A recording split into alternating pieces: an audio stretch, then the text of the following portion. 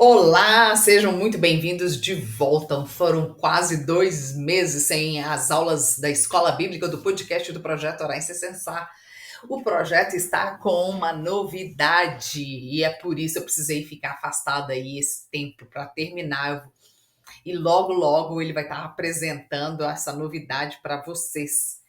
Bem, hoje nós vamos voltar à nossa escola bíblica, voltando às bodas de Caná da Galileia. Eu terminei a, a última aula, né, falando sobre as bodas, contando a história, eu dei três exemplos de como a nossa família, no caso eu dei três exemplos de sogros, como eles podem interferir e muito em nosso casamento. Eu dei o exemplo de um casal que comprou um terreno para fazer um sítio, o sogro foi lá e construiu uma casa sem avisar o casal. Dei o exemplo de um sogro que era pastor numa igreja e quando a nora ganhou a primeira filha, o filho, ele convidou a igreja para fazer a visita sem comunicar a nora. Comentei sobre um sogro que foi tirar satisfação na casa da nora porque naquele domingo ela não foi almoçar na casa dele, enfim. E eu terminei avisando, não vou nem entrar em exemplo de sogra porque isso aqui não ia ter fim, né? Porque sogra consegue apimentar em grau assim muito maior do que sogro. E terminei falando que, Senhor Deus, é muita transformação para pouca uva, é só um casal, são só duas pessoas, né? E queria falar sobre como a nossa família, familiares, conseguem fermentar, aumentar a temperatura do nosso casamento. Né? No meu caso, a minha família foi uma catalisadora, né, para aumentar a temperatura do meu casamento por diversas vezes, né? E confesso que eu não sabia lidar com a situação, sabe? Ontem mesmo eu estava com uma amiga, irmã da igreja, comentando que ela estava recebendo conselhos da irmã dela, uma pessoa casada, aconselhando ela para se divorciar, sabe? Eu já recebi muitos conselhos assim, muitas são as pessoas que recebem esse tipo de conselho, de família, de irmã, irmão, primos, os próprios pais, todos casados, né? Sabe das dificuldades do casamento e a pessoa faz aquele tipo, dá aquele tipo de conselho sem nem pensar como é que o outro vai continuar a vida, né? Se tem onde morar. Muitas mulheres às vezes não trabalham para cuidar dos filhos, eles divorciam, a pessoa não sabe depois nem onde vai morar, com quem vai morar, quem vai sustentar o filho, como é que ela vai fazer para voltar para o mercado de trabalho, enfim, né? E eu, nessa época, quando recebia muito desses conselhos, fiz o que muita gente faz, né? Ficava do lado do meu pai, da minha mãe, das minhas irmãs, ao invés de ficar do lado do meu cônjuge, né? E, na verdade, né, muitos de nós demoramos tempo demais para entender que a sua família agora é o seu marido, ou a sua esposa e os seus filhos, né? Mas muitos dos pais, né, mandões que são, acham que podem e devem direcionar o casal da forma que é deles, né? Muitos são tão egoístas que eles preferem que o filho ou a filha se divorciem do que deixar de se intrometer onde eles, na verdade, não deveriam, né? Tem aí rolando na internet agora uma série da Netflix, acho que preso com a sogra, não lembro o nome do. Mas Deus do céu, teve um caso ali que o rapaz, ao invés de escolher a esposa, escolheu a mãe, que é ridículo aquilo, né? E sim, muitas das vezes a gente esquece, continua com esse cordão umbilical ligado, né? Tá errado. Porque esses pais, essas mães, eles querem um genro ou uma nora que agrade a eles e não que agrade o seu filho e sua filha, de tão egoístas que eles são, né? O que muitas pessoas precisam entender é o seguinte, quando o Senhor Deus nos fala lá em Gênesis, né? Portanto, o homem deixará seu pai e sua mãe e se unirá à sua mulher e se tornarão uma só carne, né? O Senhor se refere, né, nessa passagem, quando ele estava falando, né, homem, a palavra homem, né? Então deixará o homem. Ele estava pensando numa pessoa madura, né? E aí vale homem, homem e mulher. Ele estava falando, pensando em pessoas maduras, né? De maturidade já formada, capazes de formar uma nova família. Deixará, nesse contexto ali, significa uma mudança, uma transformação.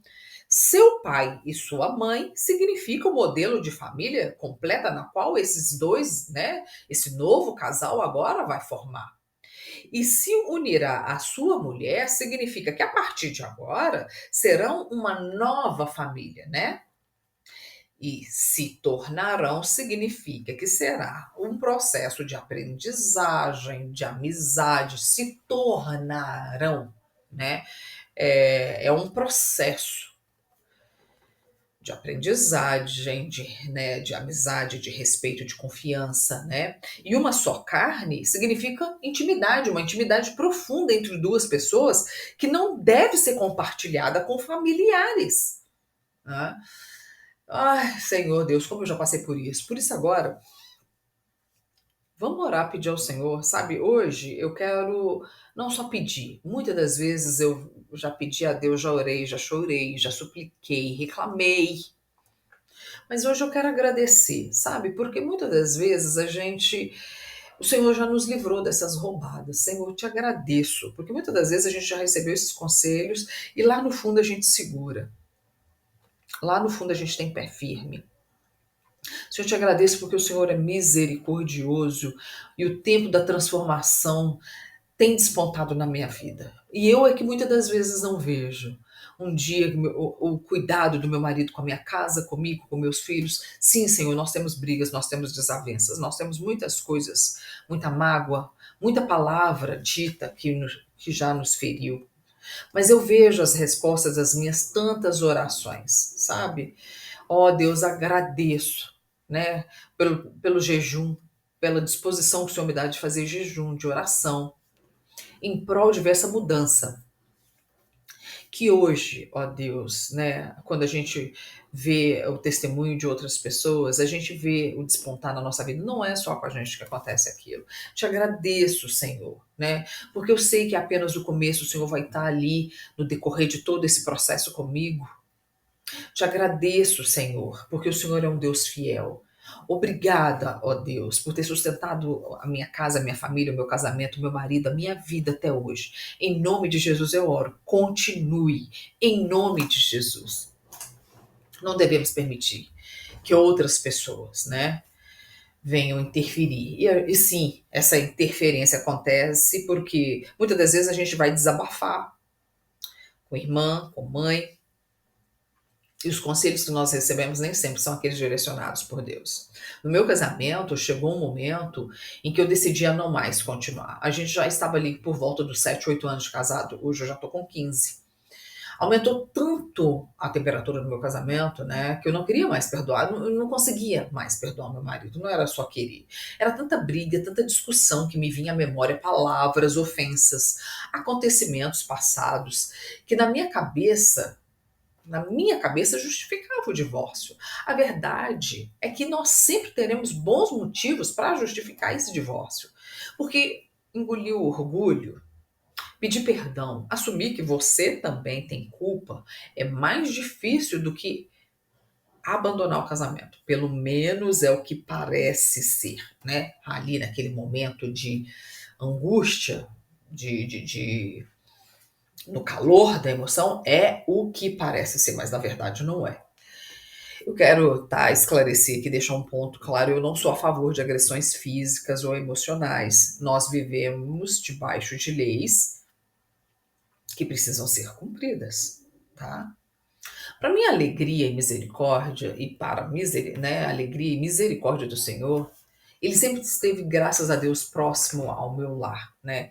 Quando eu decidi de vez pedir esse divórcio, porque eu já tinha ensaiado várias outras vezes, o Senhor colocou uma irmã no meu caminho para orarmos juntas, e é o que eu estou tentando fazer aqui, fazer com os outros aquilo que foi feito comigo, começar a orar, a exemplificar, né?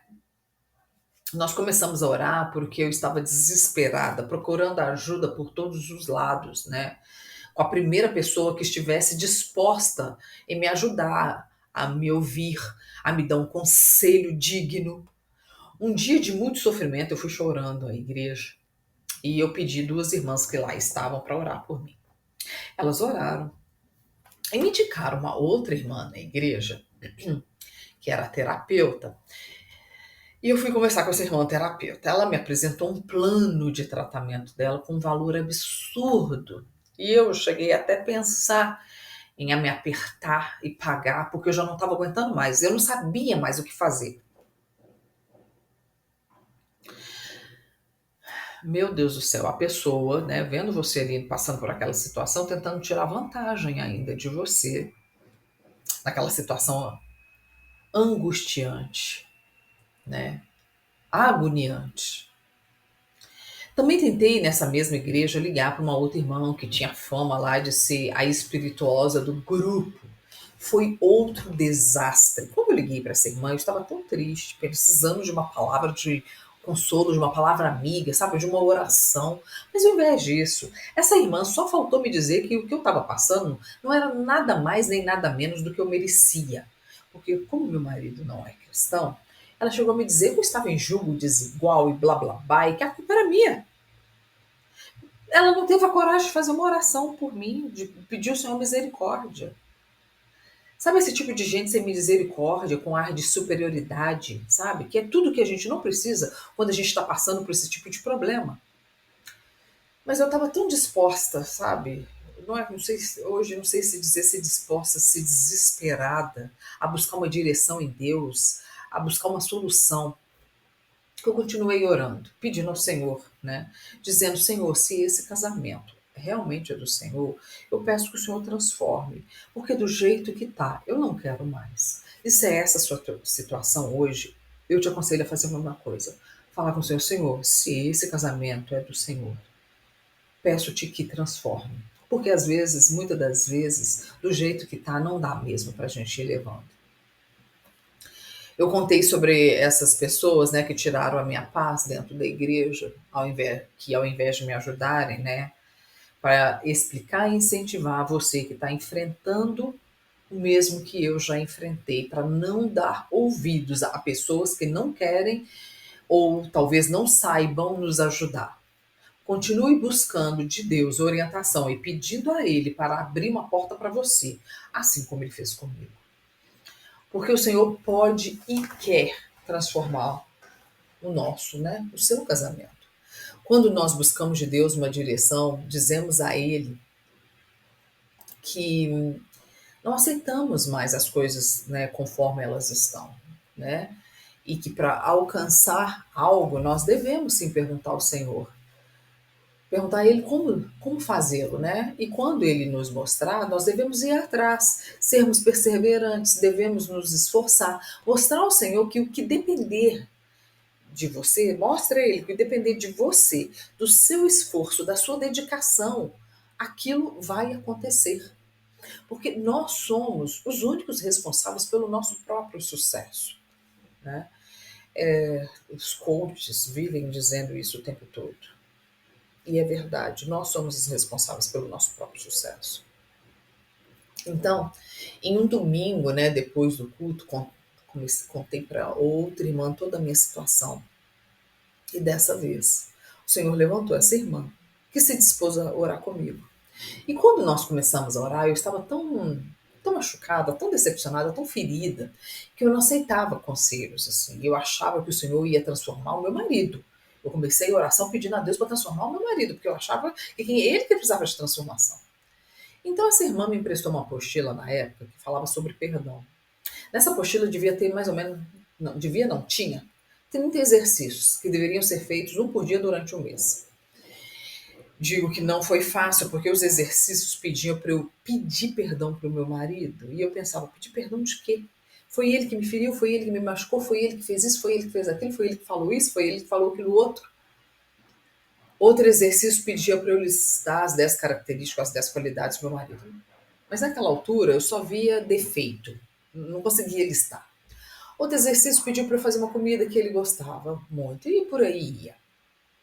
Muitos dias eu chorava engasgada, dizendo ao Senhor, desculpa, dizendo ao Senhor que não era justo, que não tinha sido eu que tinha feito isso ou aquilo com ele. que ele que deveria estar pedindo perdão. E assim, o Senhor começou essa transformação primeiro em mim.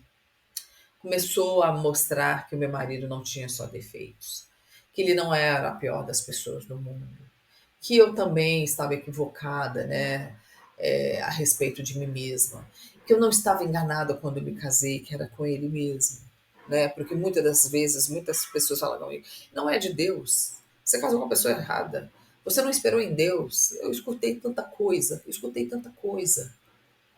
Além do que, né, antes dessa transformação começar em mim, essa irmã que já tinha sido divorciada, essa irmã que estava orando comigo, ela já tinha sido divorciada. Ela me alertou sobre os problemas de um divórcio.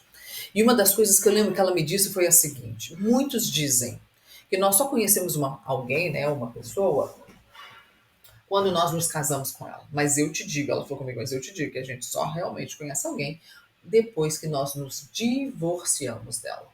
O que essa pessoa é capaz de fazer para tornar a sua vida miserável, você não faz ideia. Outra coisa que ela falou comigo, cuidado com o sofrimento dos filhos, né? Porque o divórcio traz também sofrimento para os filhos. E eu me lembro que nessa hora eu falei com ela, não, quanto a isso não tem problema, porque o meu marido, ele é um ótimo pai, ele é melhor do que eu, muitas vezes. E ela me respondeu assim, Michele, até apareceu outra mulher na vida dele, porque o homem apaixonado fica imbecilizado. Como eu ainda, né, não tinha me convencido a não me divorciar, ela ainda me mostrou qual é a minha responsabilidade como cristã, né, com o compromisso que eu fiz perante o Senhor, dizendo sim ao meu marido no altar. E muitas das vezes as pessoas, né, vão à igreja, vem um padre, um pastor, usa a palavra do Senhor, faz ali, nós fazemos aquele compromisso com Deus no casamento.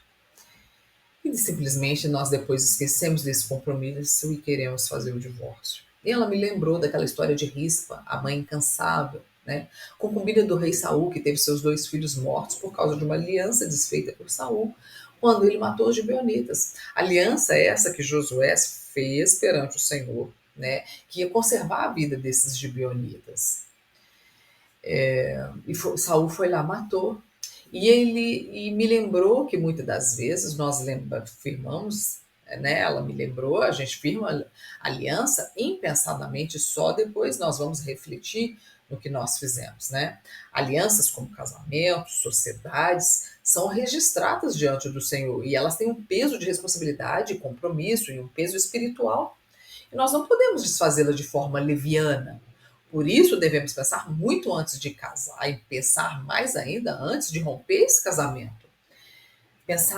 Pense bem antes de fazer uma sociedade com alguém. Não somente pense, mas ore a Deus a respeito dessas decisões, para que mais tarde, né, a gente não venha arrepender, não venhamos sofrer consequências que nem essa que Rispa sofreu, né?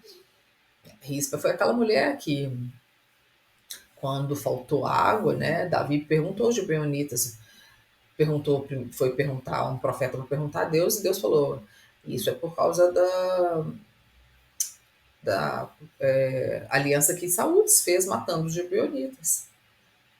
E aí Davi vai aos gibeonitas e pergunta para eles, o que vocês querem que eu faça para vocês vocês nos perdoem e essa maldição vai embora? E eles falam, eu quero 7 homens da casa de Davi. Queremos, né, que morra, é isso que eles pediram, 7 homens da casa de Davi. E desses 7 homens, 2 foram os 2 filhos de Rispa. E eles mataram os 2 filhos dela e ela ficou em cima do monte por 2 dias lá, abanando os filhos para que os animais não fossem comer os filhos dela. Olha que tristeza, que sina, né? Que consequência passar por uma aliança que foi desfeita. Então, depois de escutar a experiência dela sobre divórcio, me contar sobre esse caso de Rispa, né? Eu comecei a levar mais a sério ali, fazendo os exercícios, orando com ela. E essa transformação começou primeiro em mim. E logo após, claro, meu marido começou a se transformar também, mas a transformação precisa primeiro começar em nós que conhecemos a palavra de Deus. né? Tudo começa com o poder da oração. Depois desses 30 dias orando, fazendo os exercícios da apostila, nós ainda resolvemos orar os 150 salmos juntas, pedindo ao Senhor, né, agora não só pelo meu casamento, porque nós também tínhamos problemas na vida financeira, familiar, ela já com filhos adultos, eu com filho pequeno. E foi assim que o Senhor foi transformando o meu casamento e ainda me deu de presente o projeto Orar e Sem Cessar, né? Eu, depois dos 150 salmos, já orei provérbios, eclesiastes, fizemos o louvor em cantares. Agora eu estou escrevendo, gravando orações. Ainda está vindo aí um projeto novo que depois eu vou falar para vocês o que é, né? Eu vou falar qual é a surpresa. E é isso, para isso que eu estou aqui fazendo isso, para que outras vidas, outros casamentos também sejam transformados e impactados com o poder da oração, como o meu casamento, como eu fui, primeiro eu, né? E o Senhor me mostrou lá no livro de 1 Coríntios, no capítulo 7, do 12 a 14, que fala assim: se algum irmão tem mulher descrente e ela consente em habitar com ele, não a deixe. E se alguma mulher tem marido descrente e ele consente em habitar com ela, não o deixe. Porque o marido descrente é santificado pela mulher e a mulher descrente é santificada pelo marido. Doutra sorte, olha só que importante é essa palavra. Doutra sorte. Os vossos filhos seriam imundos, mas agora são santos. Então, desfazer um casamento não é tão simples assim. Prestem bastante atenção nessa história de rispa. Prestem bastante atenção. Você, mulher, que às vezes deixou o trabalho para cuidar dos filhos, totalmente dependente do marido, não vá, tá? Na onda de conselhos de largue, porque muitas de nós não temos nem família para nos dar apoio. Tem muita mulher que sai de casa e não tem para onde voltar. E a família fala: foi o meu caso, tá? Separa, divorcia. E você, depois com o filho pequeno, você não sabe nem para onde você vai voltar. Para homens também. Meu marido é gaúcho, eu sou mineira, ele saiu do Rio Grande do Sul, veio para Minas, nos conhecemos aqui, nos casamos. Separa. E ele vai ter apoio de quem? Ele não tem família aqui, ele não tem conhecidos. Amigo, colega de trabalho. Prestem muita atenção. Bem, eu quero te agradecer por ter estado aqui comigo. Por hoje é só. Acompanhe, né, esse próximo capítulo na próxima aula dessa história da oração e prosa. Eu espero que semana que vem a gente termine, porque eu quero já começar a nossa escola bíblica, partindo agora para os outros livros dos evangelhos, do, do, do, do Novo Testamento. Nós já vimos evangelhos, nós vamos ver agora, né, as cartas paulinas, e todo o resto do Novo Testamento. Né? Vamos junto orar ao Senhor para que consigamos transformar o nosso casamento, começando através das nossas vidas, em nome de Jesus. Te espero na próxima escola bíblica para a gente terminar as bodas de Caná da Galileia. Fiquem com Deus e fiquem com essa palavra em nome de Jesus, com esse estudo de hoje. Amém? Fiquem com Deus.